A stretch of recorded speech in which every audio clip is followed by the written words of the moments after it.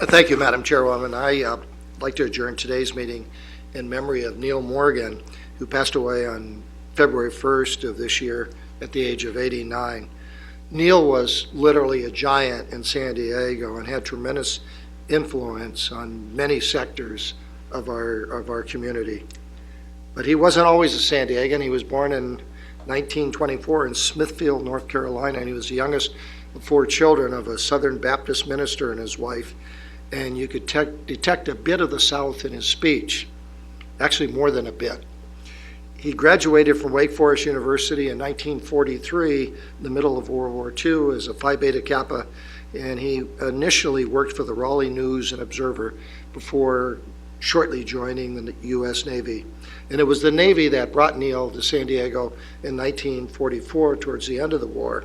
After the war ended, like many smart people, he stayed in San Diego. His impact, like few, resonates today.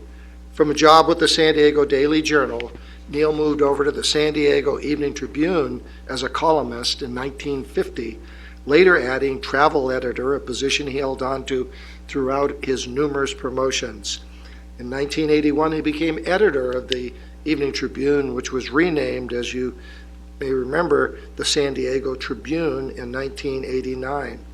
Neil said his goal at the Tribune was to mold it into the most sophisticated country daily in America, balancing important news and analysis with tidbits that color small-town life. I always enjoy talking with Neil. Most reporters want the facts about what happened.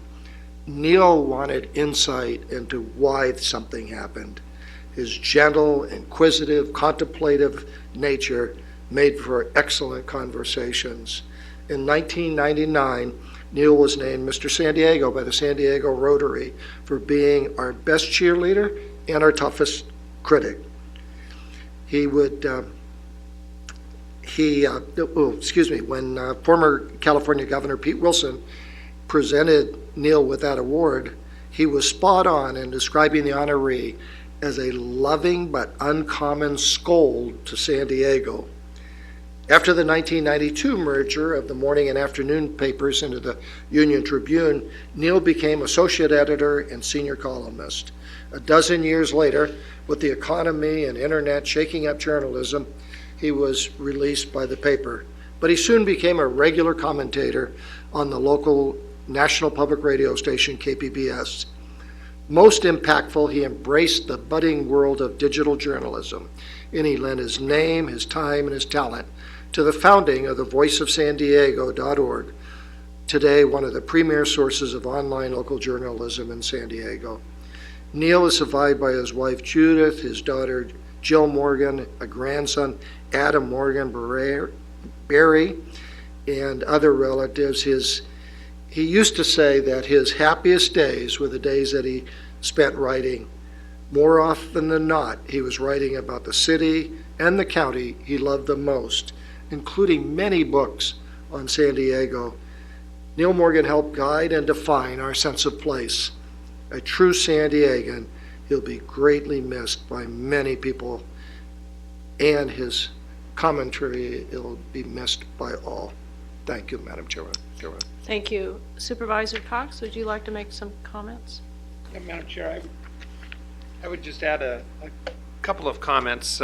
When I first came in as mayor of Chula Vista, one of the things that I had an opportunity to do is, and a lot of you will remember Dave Nuffer, he had a contract with the city to help the new mayor get out and meet a number of the media folks throughout the San Diego region, and he introduced me to Neil Morgan. That's the first time I really had a chance to meet him, but over the years that I was mayor, I had many chances to invite him down to Chula Vista and share with him the visions for the Bayfront, the opportunities that the city of Chula Vista would have in the future with a four-year university and the Olympic Training Center when that was under consideration.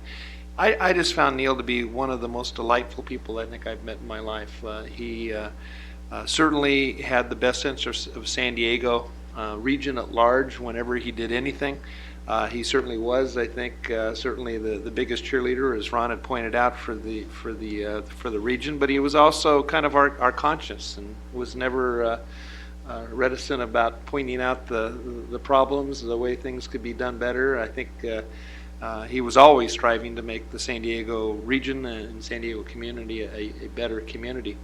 And I just whether you were reading a column that he was writing or had a chance to talk with him, that sweetness that he had, it's kind of like, I guess the analogy I would draw is like pouring honey on an English muffin.